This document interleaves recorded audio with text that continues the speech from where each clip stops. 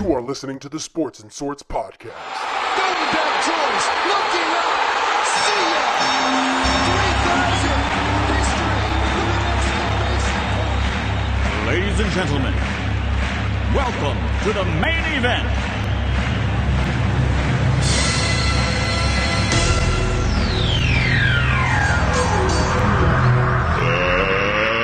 Let's get ready to rumble!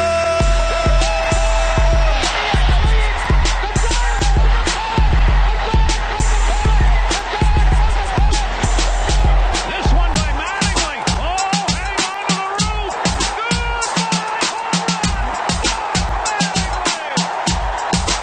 Montana. Looking, throwing in the end zone. 5 seconds left in the game. Do you believe in miracles? Yes! Little roller up along first. Behind the man. It gets through Buckner. Here comes Knight, and the Mets win it.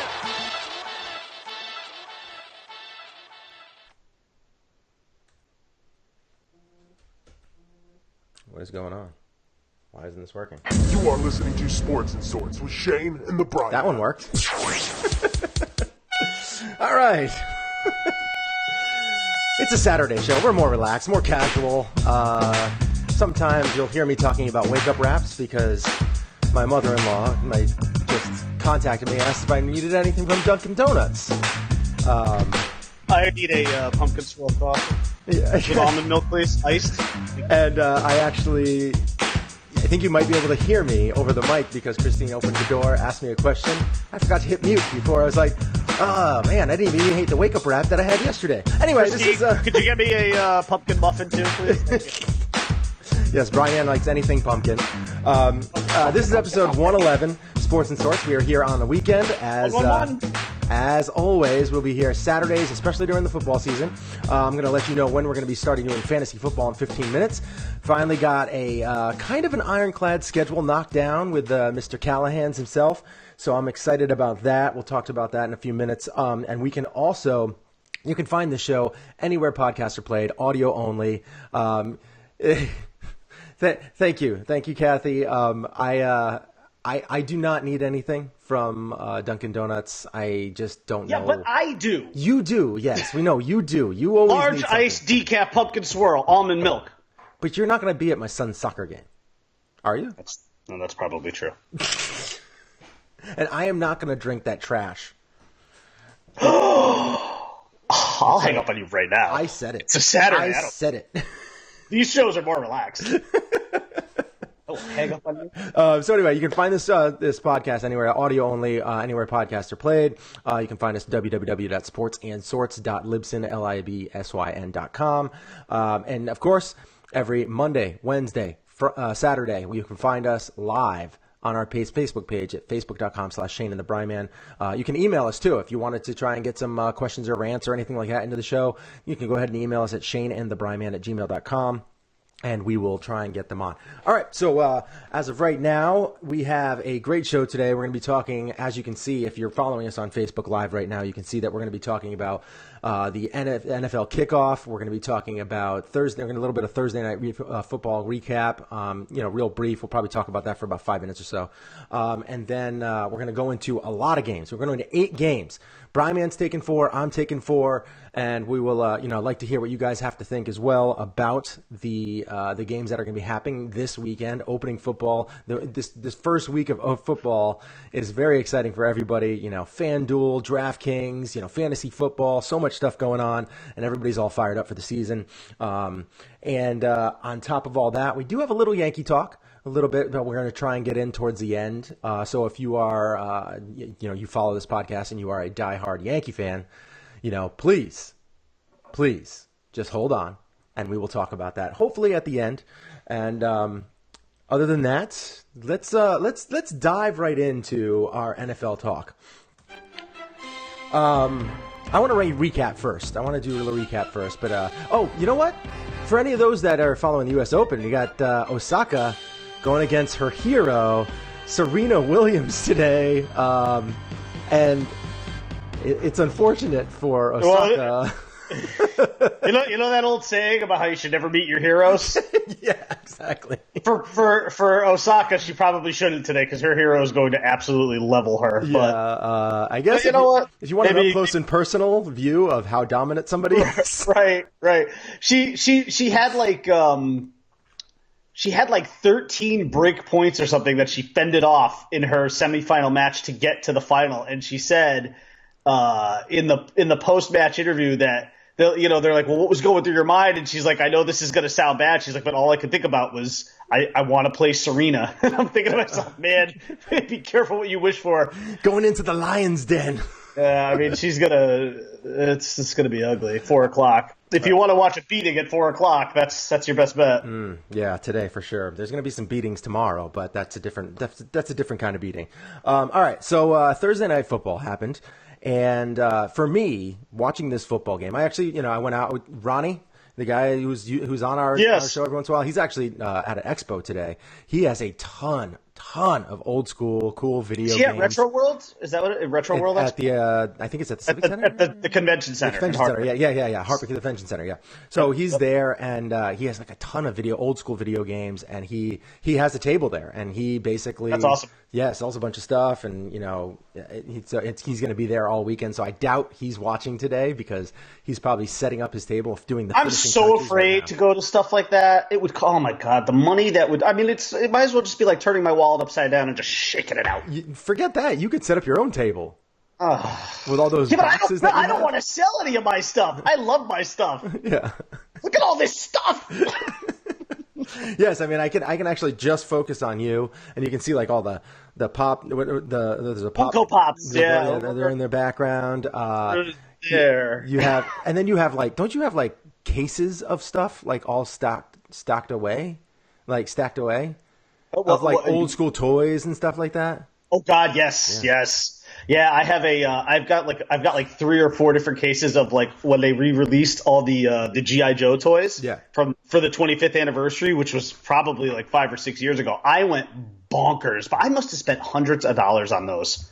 Like hundreds of dollars. I was coming home with like different ones every other day from Toys R Us or Walmart, whatever I could find, whatever I could get my hands on. It was nuts. I mean, that was just like pandemonium. It was really like being a kid again. Oh my God. Wasn't for the best. I took a lot of crap from my wife on that one. It's understandable. Okay, so we I think we need to move on. We got to get to Thursday Night Football here. Let's talk about Thursday Night Football. Sure. Thursday Night Football. Sure. I watched that show. Like I was saying, I went with Ronnie. I went with him to a local bar to watch the first half. Yes. And rain delay. Kind of, was kind of boring for the beginning part, obviously, for obvious reasons. And then finally it got to the game, and the rain delay was more exciting than the first half of this game. It was so brutal to watch. I mean, there was like a total of 200 offensive yards in the first half.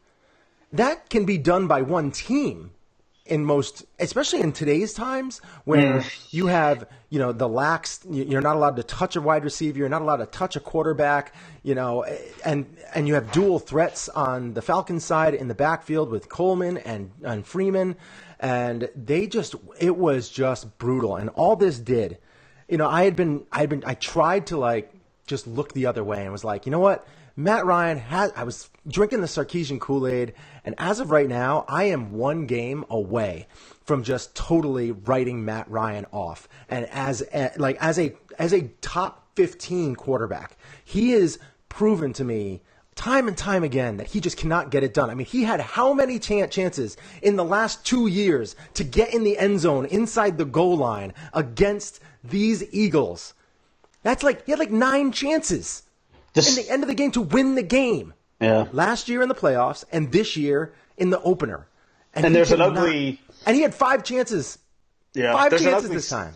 There's an ugly stat out there, too, about him being unable to connect with Julio Jones in the red zone. It's something like... I don't know if it was 1 for 10 or 1 for 20 or something like that, but it's really bad, though. And it's not even... The really bad part is it's not like he was close. He wasn't even anywhere close to throwing a touchdown in those situations. It was horrible.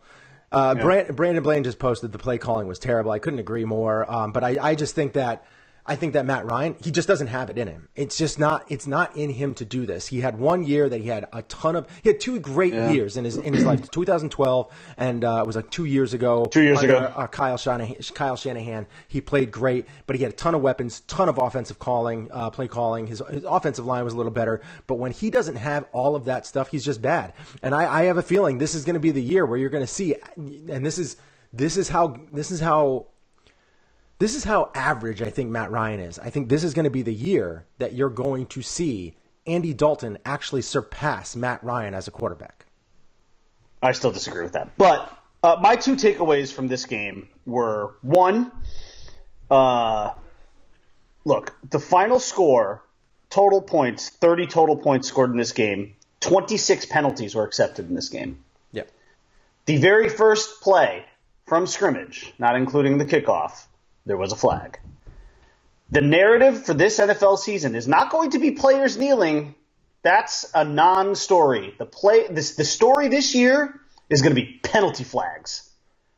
This game, first of all, the game was hard to watch for a number of reasons. One being the fact that it just wasn't a very good game. It was choppy. It was just it had no fluidity to it. Both teams look. Thursday Night Football is garbage. We've said it on this show, I think, for a long time. Thursday Night Football is it's trash. It's just not that good. It's a hard product to watch. These teams are not fully baked yet. They're not ready for the regular season. And they're just in general, week one Thursday Night Football, you could not have expected a good game. But when you compound that with the fact that the refs were in full throat already, tossing flags left and right like they were going out of style, I'll tell you what, man, that is a bad harbinger to me of things to come for this year, because I just really think it's going to be out of control. With 26 penalties being accepted in a game where 30 total points were scored, I mean, I'm sorry, but if you break that down by average per quarter, you're getting almost 7 penalties per quarter. That's rough. That's really, really bad. Yeah. And it's not sustainable to me. And look, and then the other, again, I think I kind of touched on it, but the other takeaway for me with this game is that Thursday Night Football is really it's a hard thing. It's a hard product to watch. It really is. It's not good. The play is sloppy. Guys just don't look like they're quite ready yet either. I know you're probably thinking, well, what's the difference between that and Sunday? There's not much of a difference in week one, obviously. The first game you play is the first game you play. But going forward, Thursday Night Football, though, has always been it's been tough to watch because, in general, you're usually not ready for it. Well, not only that, but the NFL tries to sell it as then they get extra rest for the next time they have to play. It doesn't really matter.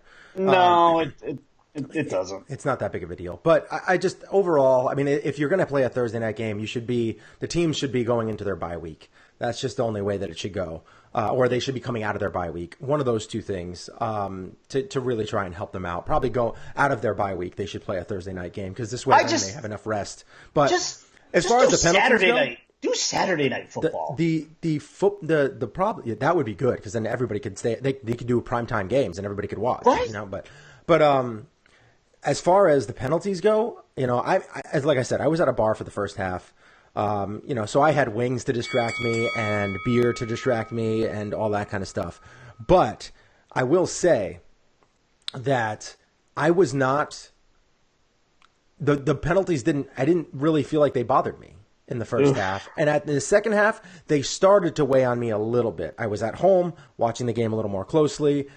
They started to weigh on me a little bit. So yeah, that's definitely something to kind of keep an eye on for the rest of the football season to make sure, for sure. All right, let's get in to, we kind of gave our thoughts on that. I know it was an ugly game, just on both sides. At least it was exciting at the end, but then again, sitting there watching Matt Ryan not being able to connect on, he's got 4 goal tries there, and it just felt like there was no chance. They have so many weapons, many weapons. Hooper Sanu, helped him. He had Coleman. Hooper Jones, helped him.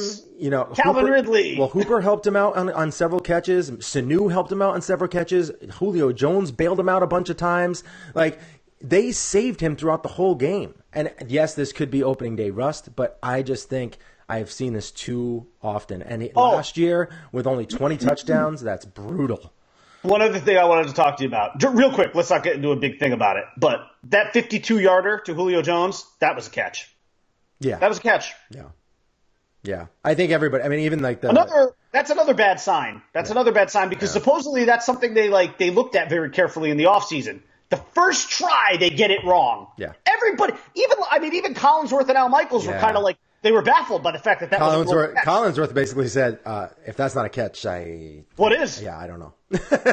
And that's kind of how a lot of people felt. So he had control. I don't know. All right, so let's get on to this coming week.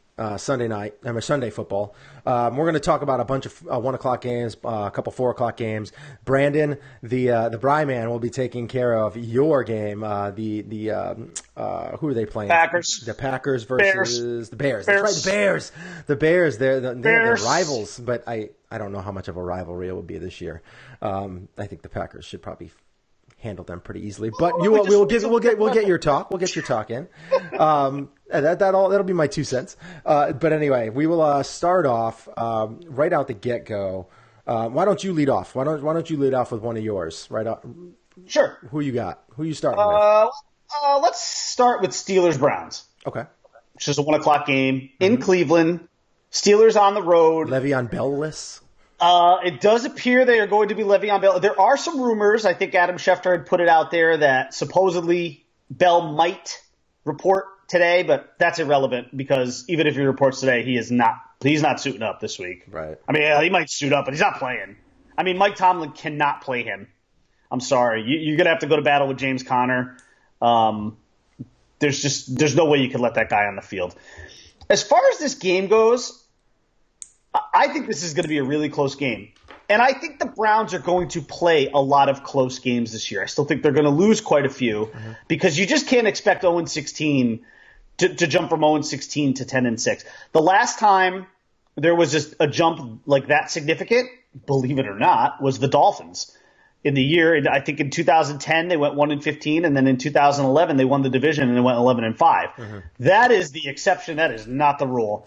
And the Browns, as much talent as they have accumulated this offseason, and I think is pretty good a job, I think, as they did drafting, there's still an uphill battle here. Now, the one thing, though, with this game is that the Steelers love to play down to the Browns. They love it. It's just like one of their favorite things to do, and I'm sure it drives Steeler fans nuts because you look at a team like the Browns, and you look at a team like the Browns, and I know it's within the division, but you look at a team like the Browns, especially in years past on paper, and if you're a Steelers fan, you've got to be thinking, how have we even allowed this team to play even remotely close to us?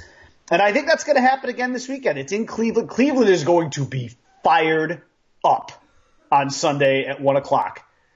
That city is going to be wired. And I'll tell you what. Wow, I already went over, huh?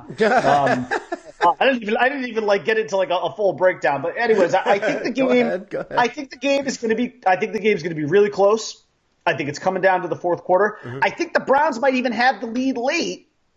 But I think a late Ben Roethlisberger to Antonio Brown touchdown, maybe like a 40, 47-yarder, maybe 50-yarder, seals the deal. I've got the Steelers 27-24 over the Browns in Cleveland. Ooh, 27-24. That's a tight one. I like that. All right. Okay, so I will go into my first pick of the week, and that will be the Jaguars versus the Giants. The Jaguars? The Jaguars.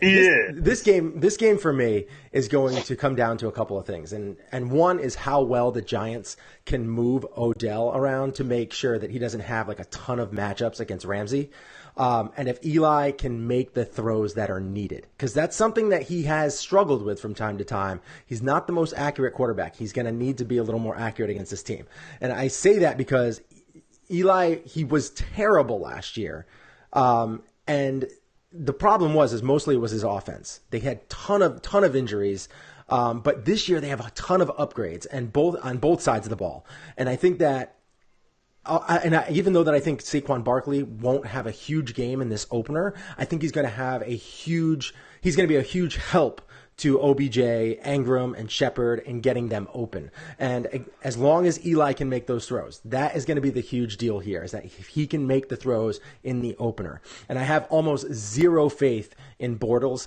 I think that this is going to be a dink and dunk offense for the Jags, as it was last year, which will play right into the defense of the Giants, and snacks Harrison on the line, linebackers like Ogletree and Vernon, shut down corners, Jenkins, and one of my favorite defensive players in the league is Landon Collins at safety. He should give the Jags fits. And I'm not going to say this will be a blowout, but I do think the Giants win this one handily, and for Shermer's first win, they're going to knock it right out of the park. They're going to take the team like the Jaguars, who went deep into the playoffs last year. I have the G-Men winning 24-14 with just the new revamped offense, the new revamped defense for the Giants. I think this is going to be a good year for you guys. So I have them winning 24-14 against the team that almost took out the Patriots last year in the playoffs. I actually purposely passed that game to you because I didn't want to try to predict it. Oh, really? So, yeah, that was why. Yeah. All right. I was a little cowardly this week. I tried to stick to games that I kind of figured I knew the outcome. It's too early. I was happy because I like talking about the Giants. I'm not a Giants fan, but there's my father-in-law is a Giants fan, and there's a lot of people that I talk to that are Giants fans. Like Tim Callahan's is a Giants fan. Frankly, that's the team I shouldn't be a fan of. I like the Giants. I've always liked the Manning fan. Like, I like Peyton. I like Eli. They have their scandals too, of course, but I do like them as quarterbacks, and I think it's fun to follow them. And with an offense like that, with an offense like that, they should be dynamic this year, and I'm really looking forward to seeing play. So if you're not involved in a scandal these days, you're not trying. So all right, so my next game is Bengals at Colts. I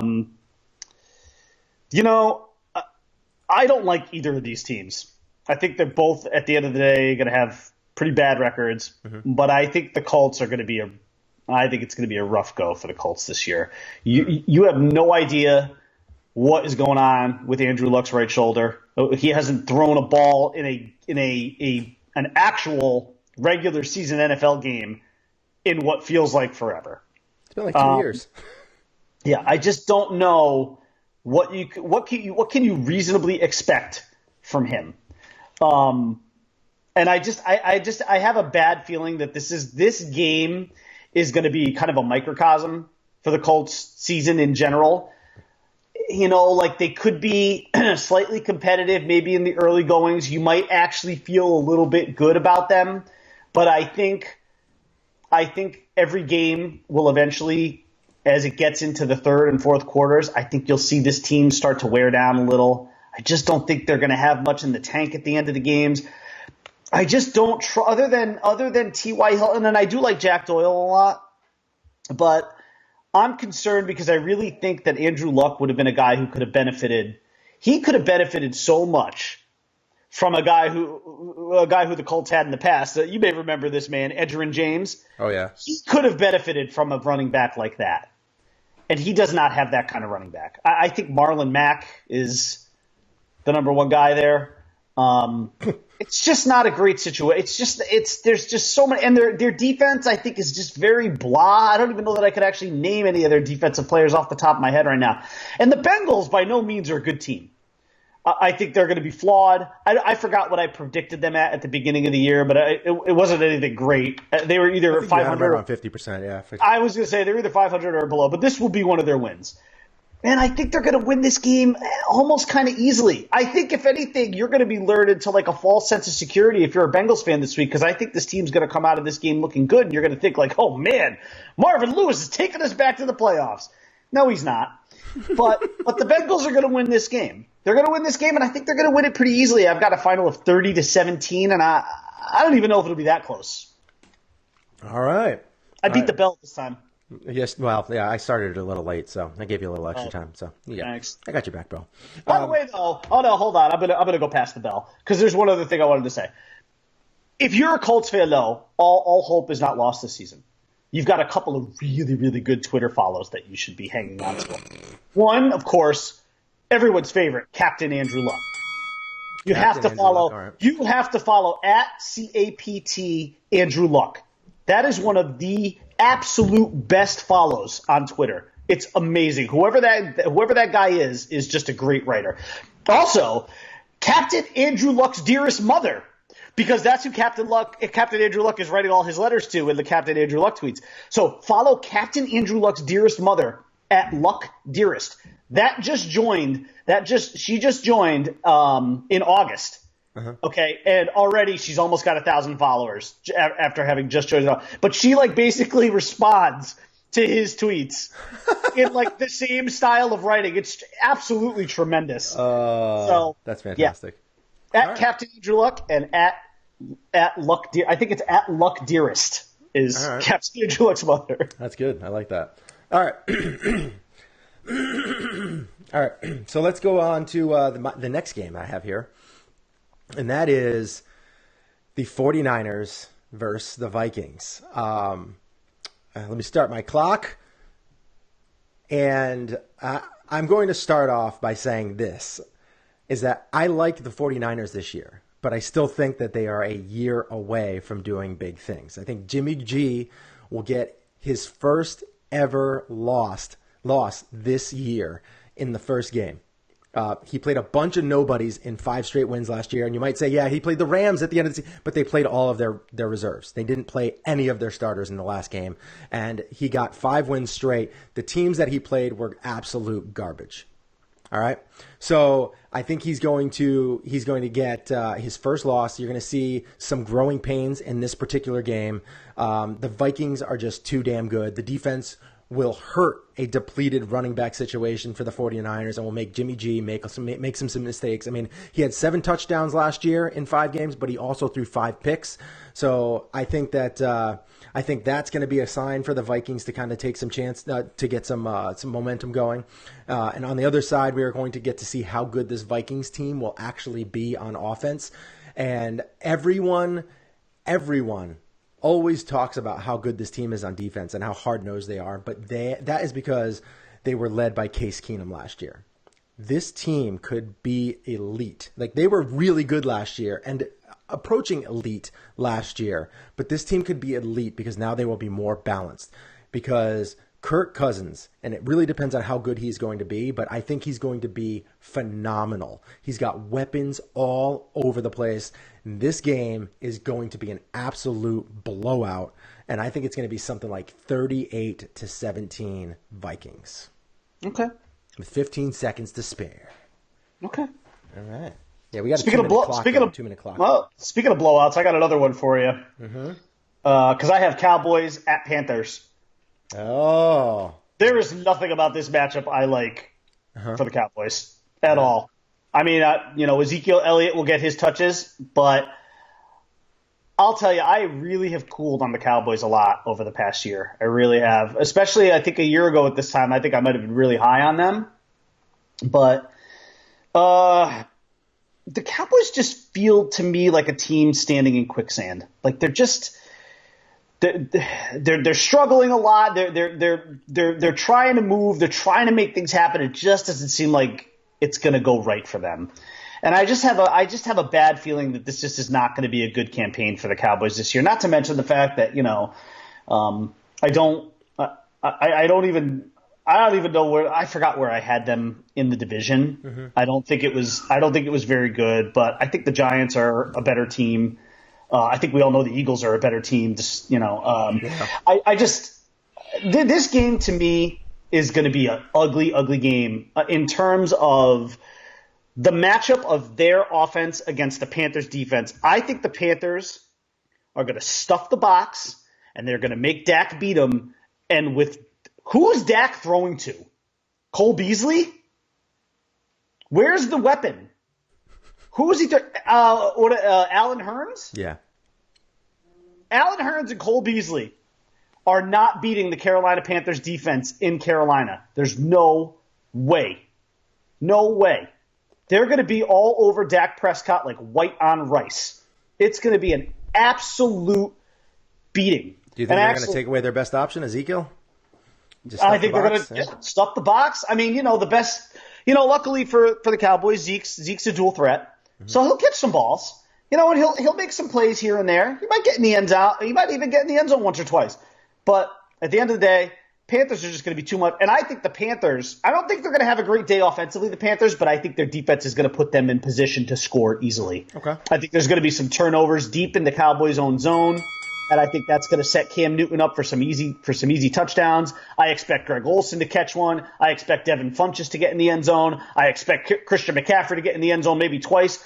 I have a final score here of 34-17 Panthers at home in an absolute beating. All right. I like that. I like that score. I think the Panthers are going to handily get this one too. I just have no faith in the Packers. I mean, the Cowboys secondary is just like, ugh. They're just bad. Their defense is just okay. They have Sean Lee, but that's like it. And they have a couple of guys who can put some pressure on the quarterback. But if your secondary is just going to give up big plays, especially to people like Funchess who can go deep, and Greg Olsen. I mean, Sean Lee's going to have his hands full with Greg Olsen. So I mean, they're going to have some serious issues. It's going to be interesting to see how that plays out. All right, let's go on to my next game, which is a local favorite here, the Patriots. I'll just start the timer right now because there's no way I'm going over on this one. And I'm going to shock most Patriots fans here. I have a few reasons why I'm picking the Texans in this one. One, the Patriots tended to struggle against extremely mobile quarterbacks last year. Two, the Patriots lost more than they gained in the offseason. And although I think that won't impact them a ton through the long haul of the season, I think it will until they get Edelman back. Three, they always start slower. Not that they don't have decent records early, but if there's a good chance you are going to get this team, it's early in the year. And if I'm going to say some positive things about the Pats, I think that you have Brady and Gronk. You are in good shape. That's the great tandem right there. I think Hogan will have a very good 4 games at the beginning of the year. He should be good for wide receiver. Like if you have a wide receiver open, like if you have Edelman and you can use him, if you have him as your backup until Edelman gets back, he could put up some big numbers. But I think the Texans, with the rush of Clowney and Watt, plus a balanced attack of offense with like Lamar Miller, Deshaun Watson, DeAndre Hopkins, Will Fuller, I think this is just going to be way too much for the Pats in the opener. And I'm going with the Texans over the Patriots in a high-scoring game, 35-28. And I have 40 seconds left. I don't hate that score for a number of reasons. One, I would love to see the Patriots lose in week 1. But two, I think what we saw last year is that the Patriots can be a little susceptible in week 1 in opening games. I think the Patriots need to get their sea legs a little bit. And I think, what happened last year? It was the Chiefs, right? Who beat the Chiefs beat the Patriots in week 1, I think, and kind of stunned them in Foxborough.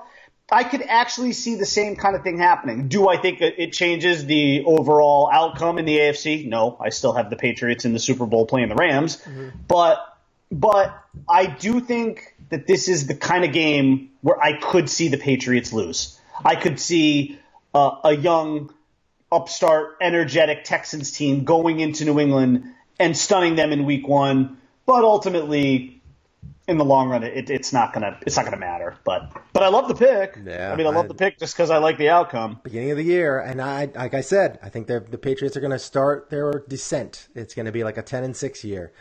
They're still gonna easily win the division, but it's gonna be a 10-6 year. All right. Who do you got? Well, that brings me to my last game. I saved the best for last. You know what? No, because it's Sunday Night Football. Oh, that's Sunday Night Football, right? Yes. So let me just tackle one more game because it's still a 4:00 game. Oh, sure. I'll just get right into it. It'll be brief. It'll be pretty brief. And this is even without Bosa being in the lineup. I think it's still going to be pretty brief. Chiefs versus Chargers. The Chiefs defense is like a sieve in most games. They give up a lot of big plays. I think this year, you have Phillip Rivers, who has all the weapons in the world at his. He doesn't have Hunter Henry, but I don't think that's going to be a big deal. I think you're going to see probably Antonio Gates by the end of the year be a top 12 tight end. I think he's going to have those numbers. I think he's going to catch some touchdowns. He's wily. He's going to be able to do that. He's a good blocking guy. He can do pretty much everything that Phillip Rivers needs him to do as a tight end because he has so many weapons on the offensive side of the ball. He's got Melvin Gordon. That's a huge deal right there. He's got Keenan Allen, who is a extremely good wide receiver, and then he's got two other guys.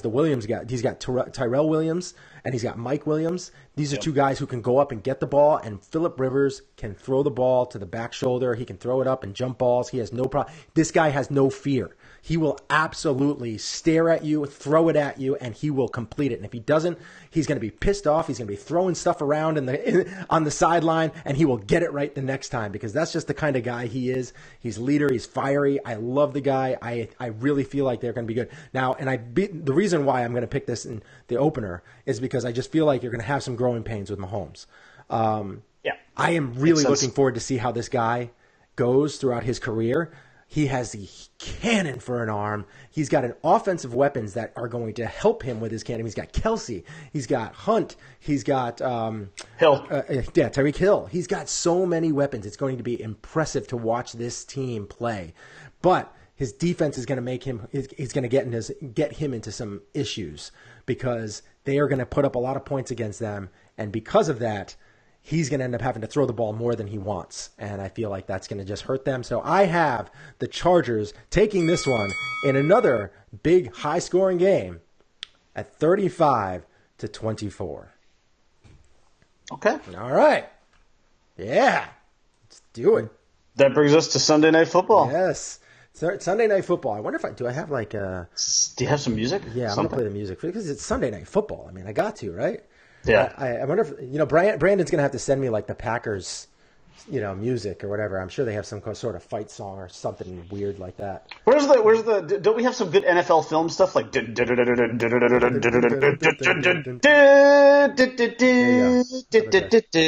will be good.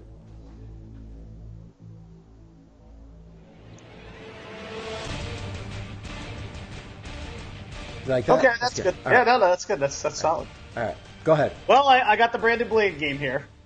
Packers, Bears, Sunday night in Green Bay, Wisconsin. I'm actually kind of excited for this game. I think this is going to be a fun game to watch. Mm-hmm. Ultimately, I don't think it's going to be... I think it will actually be competitive for the first half. Mm-hmm. In the second half, I think it's going to get away from the Bears a little bit. Look, there are, I think as much as we like what the Bears did this offseason, especially when you consider what they did getting Khalil Mack. And I'm sure Aaron Rodgers is not thrilled. I'm sure he never thought in his wildest dreams or nightmares that he would have to be dealing with Khalil Mack on the other side of the defense from him in week one. But you know what? Get it over with in week one. You've got to play him again one more time later in the year. You might as well get it done with in week one. You won't have to see him for a little while.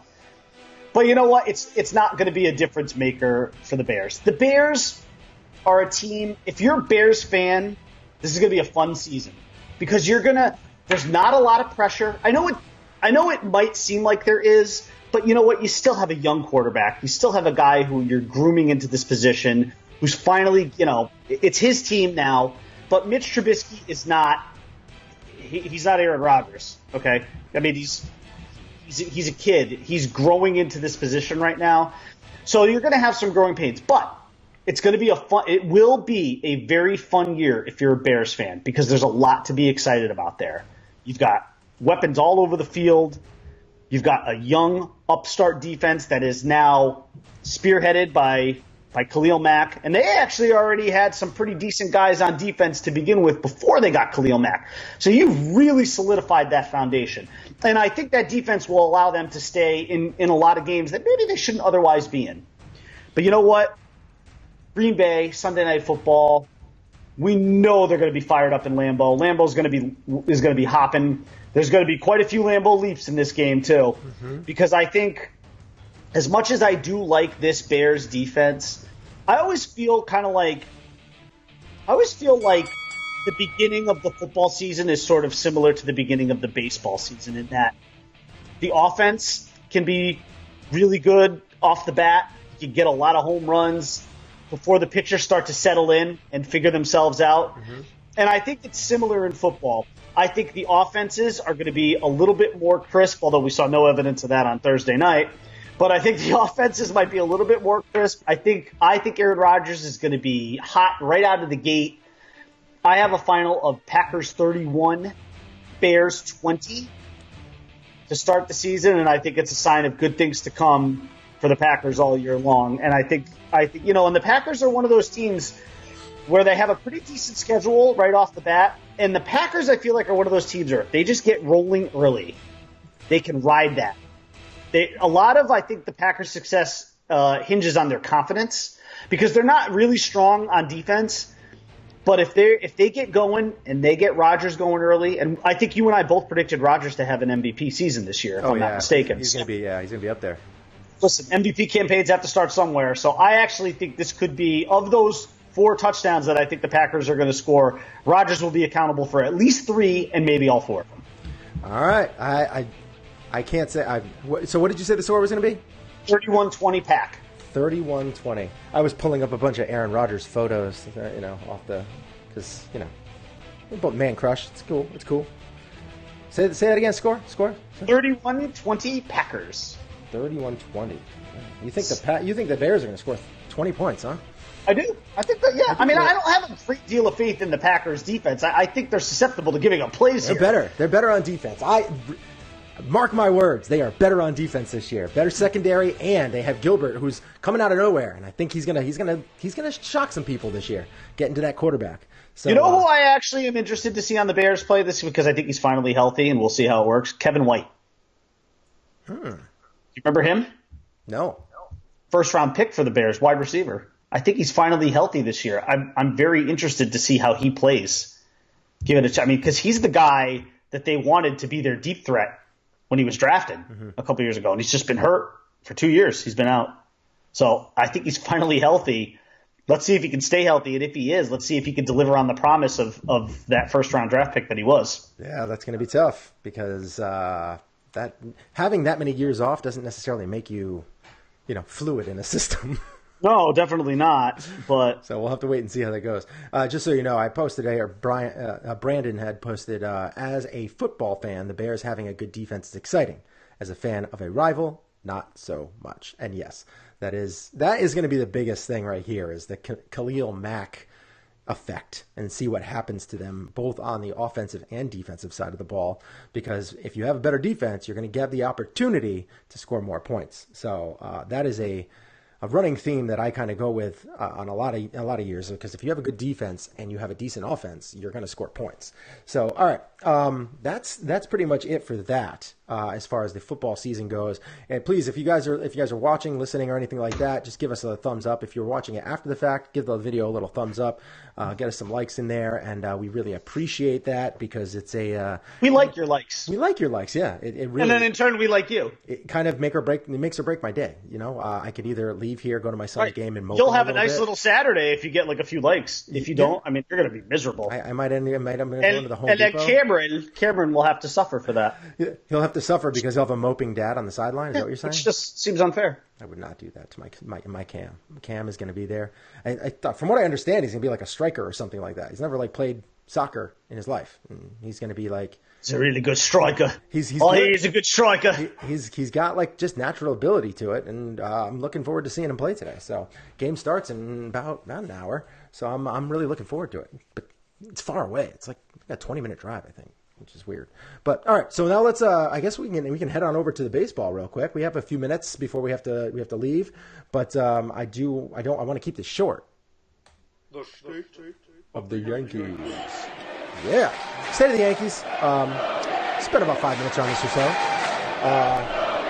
You said Cano was going to go nuts on the Yankees, and he started off like he might, but struck out in a big spot. Tanaka got him last night. Tanaka just had it last night. The A's did what you wanted, and the Mariners are right now. We are one win away from having a party at the BriMans. Yes, we are one win away from a party. Yes. No, as far as I'm concerned, mission accomplished here. I said they needed to. I know it sounded very defeatest. But Damien just posted on the Sports and Sorts page, "Hooray baseball! Hooray baseball!" I know that was very defeatist of me to say, look, 2-4, going 2-4 in Oakland and Seattle with getting one win in each of those venues was a success. Mm-hmm. But I stand by it because again, the most that each of those teams could have gained is one game. which is what happened in Oakland. Oakland picked up a game, and they held on to that pickup last night because they also won. And the Yankees went in. Tanaka had a great game, beat the Mariners ace, which was very important. Mm-hmm. Okay, so you've knocked him out as far as, being able to have an impact in the rest of the series. And Paxton didn't pitch horribly last night. He just gave up a couple of long balls. He really made 2 mistakes, and they cost him the game because Tanaka was just lights out. Yeah. So mission accomplished for the Yankees. They went into Oakland, they took one. They've gone into Seattle, and they took the first one. And now, yes, if they take one more, even just one more, yeah, party at the Brimans. It's going to be like a party at Napoli's. But my beard's nowhere near that epic. It will be by probably by before December. You go your beard. You just shaved this morning. Well, that was just the cleaning up. I was just joking. The under and the over. It's you can think and make your beard grow faster. That's how good. If I concentrate hard enough. Yeah. I shaved last night a little bit. I think I got to cut it down a little bit, and this will take I don't know, to get to where you were at. Where I'll never get there. It would take me until October 31st. This isn't even that. This isn't even that special. It would take me 6 weeks. This is basic. It would take me 6 weeks to get there. I'm telling you. Anyway, so yeah, the Yankees they played much better last night. Tanaka looked great against a struggling Mariners team. They are just playing like absolute garbage. The Mariners have been falling off the face of the earth. I'm on the bandwagon, I guess, of the A's going to the playoffs now because I'm the last one to jump on, of course. But I just think it's because the Mariners just completely the Mariners look like they're ready to fall off a little bit, and it looks like this game is going to be Yankees-A's. The question is, unless the A's come crashing back down to earth, which I think they can, because I don't think their team is special. I just don't. I watched them play the Yankees, and the only reason why they won was because of all the faults and all the lackluster energy that the Yankees were providing. I mean, Sanchez he just can't catch Severino anymore. It's over. That's done. I don't know if he can catch, period. I mean, he did a good job with Tanaka, but he cannot catch Severino. Severino's ball he throws it too hard. It moves too much. He just can't catch it. That is done. You have to use Romine. He has to be a specialized catcher here with Severino. Has to be. It's like if there's going to be a special catcher, if you're going to have a specialized catcher for somebody, it's got to be Severino, because that hurts you in the playoffs, though. It does. You can't have it. So, well, it does, but you can always DH him. Because in a 7-game series where Severino theoretically should be pitching twice, that's 2 times that you. I mean, yes, you could DH Sanchez, but in DHing Sanchez, then you're keeping somebody else out in terms of offensive production. Not really, because you're just putting Stanton in the field. And I know this is going to sound like kind of a homer pick. Oh, can you play the Tim Callahan homer pick thing? I don't know what the homer pick is. Hold on. I know what you're talking about now. Cue it up. Please. Yeah, give me a second. This isn't a homer pick or anything. Go ahead. But big stock up on Andrew McCutchen. I know like he got his first home run last night as a Yankee, which was really great. That was very special for me to watch. It was hard. I had to fight back the tears because as much I just love Andrew McCutchen so much. And I'm so happy to see him in a Yankee uniform. But I think Andrew McCutchen is a guy that you want to be in this Yankees postseason lineup regularly. Mm-hmm. Now, that won't be easy when Judge gets back, and Judge is hitting balls off tees and hitting softballs and stuff like that. And you don't want McCutchen in center. No. You start to wonder if a guy like Brett Gardner could end up sort of being – He's out. He's out. He's going to be a pinch hitter, a pinch runner. Yeah, I think that's where he's going to be, and there's nothing wrong with that. Nothing wrong with that at all. I mean, it could be a good thing because I think Aaron Judge. What you're going to see is Aaron Judge is going to move to the DH spot. Yeah, and because I think they're going to want to try and kind of keep him as fresh as possible, and then they're going to move Stanton to the outfield. Yeah, and that's where it's going to be, and then it's risky. Yeah. So and then you're going to see McCutchen move over to left, and then you'll still have Hicks in center, who's been playing well. But Damian had to post. He's commenting on Andrew McCutchen's first homer. He's got nothing on Brandon Phillips' first homer. Well, I mean, you know what though? I mean, that's one of those things where if you're a Red Sox fan, and I saw Damian's post this morning too, because he talked about the bullpen being the fatal flaw for the Red Sox, which I would agree. I mean, that is I still won't call it fatal. I don't think their bullpen is bad enough for them to prevent any kind of a coronation this year. To me, the Red Sox are just one of those special teams. If you look at the kind of stuff that they're pulling off, I mean, being down to, and I know the Braves aren't a great team, but look, you're down 7-1 to a first place team on the road. You chalk that up as a loss. And the Red Sox with their B team came back and won that game on the strength of a Brandon Phillips home run. Yeah. I'm sorry, but those are the kind of things that special World Series championship teams are made of. That's teams who have moments like that win World Series. And I wish I could throw some statistics at you.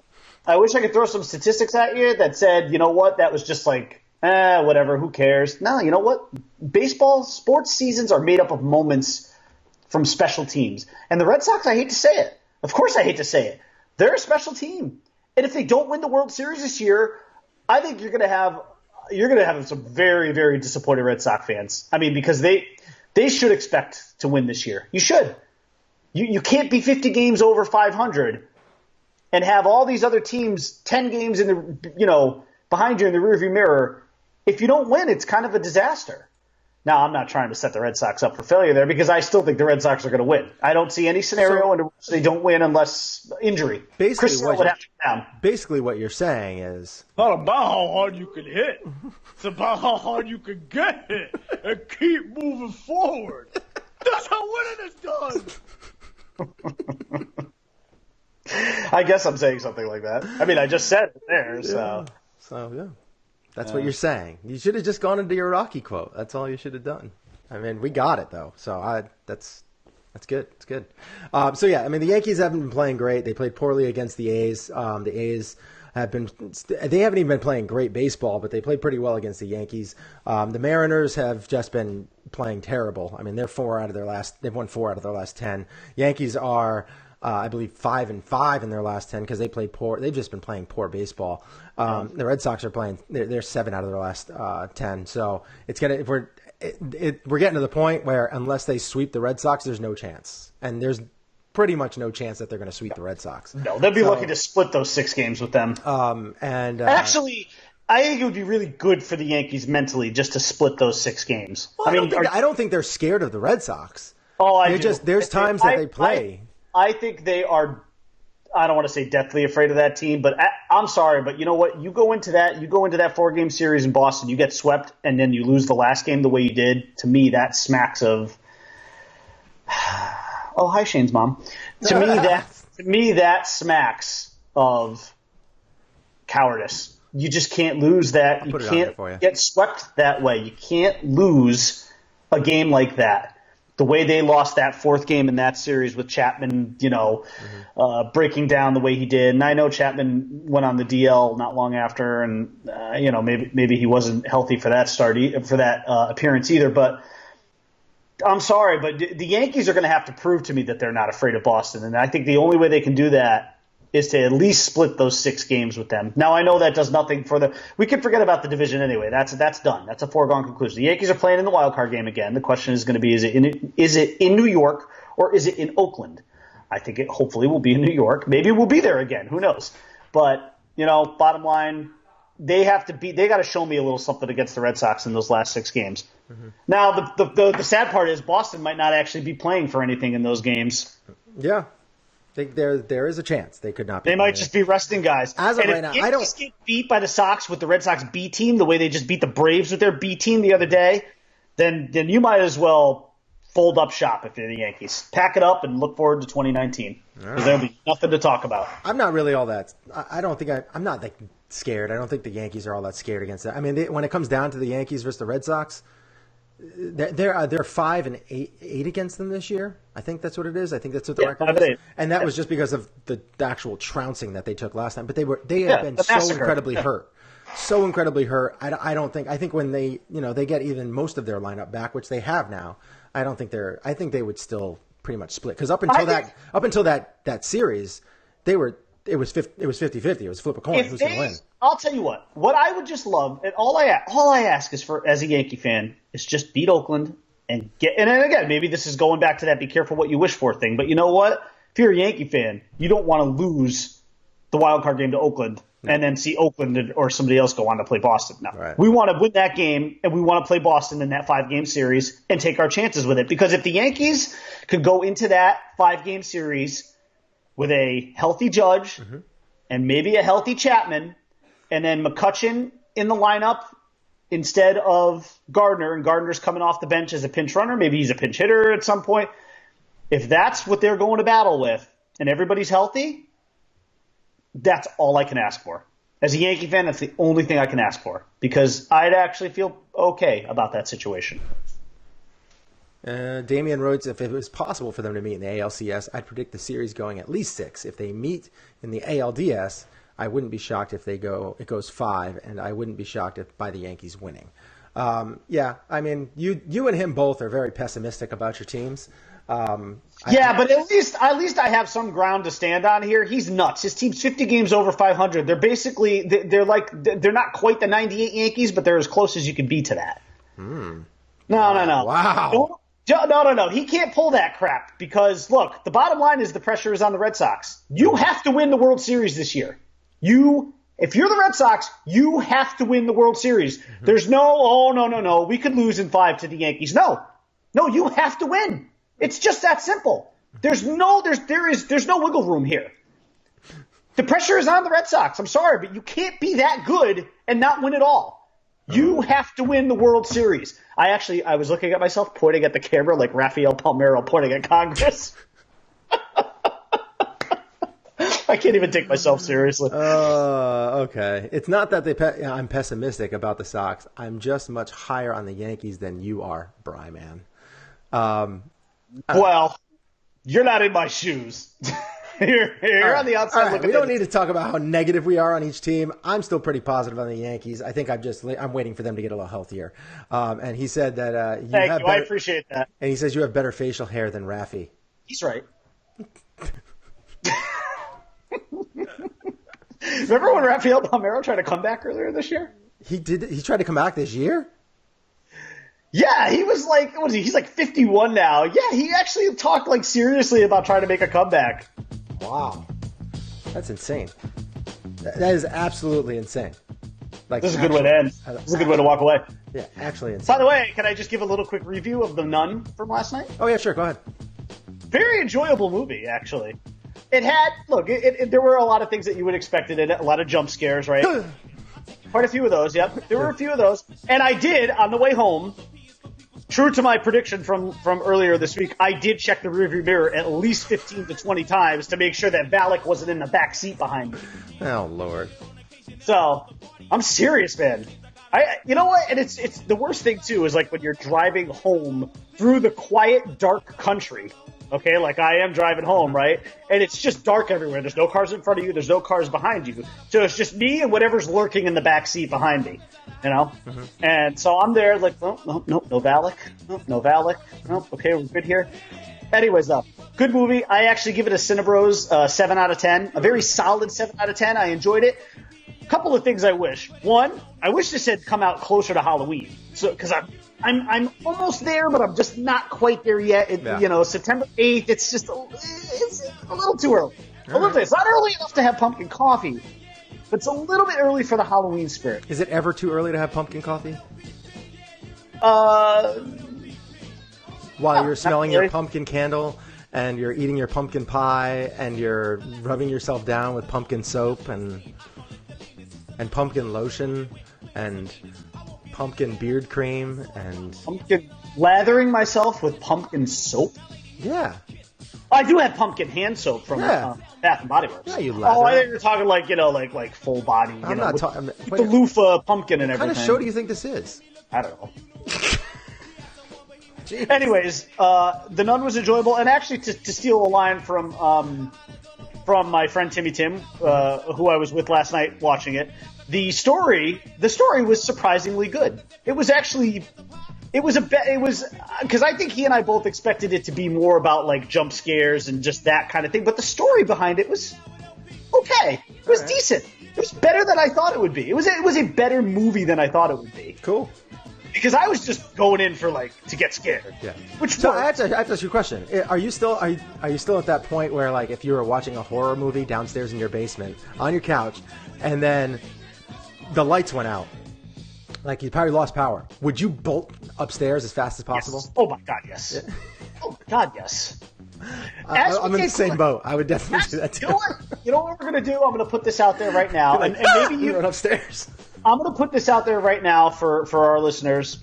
As we get closer to Halloween, maybe even the show before Halloween. We'll have to take a look at the calendar and see when Halloween is, because we could end up doing it on Halloween Day if Halloween is a Wednesday or a Monday. Actually, it might be a Wednesday. Okay. If we do that, I say that we use some of our, if not most of our show, to tell some ghost stories, because I got some good ones. I got some good ones. I do not. I have 0. I've had some encounters. I have 0. So we could call this boo with the BriMan or something like that. I'm gonna work on that. We'll work on that title. Please do. The BriMan's boo, like Medea's. Oh my Lord! Please, oh God, make it I've stop. got some good stuff. I've got some quality ghost stories. All right. Well, that involved me. Me. That's pretty much it for our show today. You can find the show on Twitter at Shut up, ShaneAndTheBriMan. BriMan. You can find me on Twitter at Einhorn and Spinkle. You can find me, the BriMan, on Twitter at _Bri_man. You can find him there on Twitter. ShaneAndTheBriMan. Yes. That's what it's going to be. If Halloween is on a Wednesday, it's going to be Sports and Sorts with Shane and the Boo Man. Now he's got to go find that. He's going to go get that Twitter handle. Oh, that's so great. Then he's also said it works on so many levels. It does. So you can you can send everything over there. You can find us Facebook.com/ShaneAndTheBriMan, where we go live every Monday, Wednesday, and Saturday.